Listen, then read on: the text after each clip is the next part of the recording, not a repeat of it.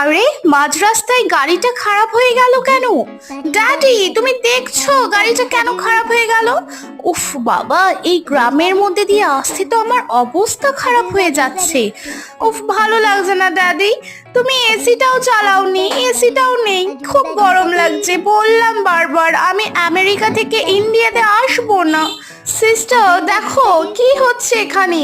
আরে বুঝতে পারছি না, দেখো ড্যাডি কখন গেছে। হ্যাঁ, দেখতে পাচ্ছ ড্যাডিকে? একটু ফোন করো ড্যাডিকে। আমরা এই গ্রামের মধ্যে আটকে গেছি, কিছুতেই ভালো লাগছে না। কখন যে আমাদের গাড়িটা ঠিক হবে।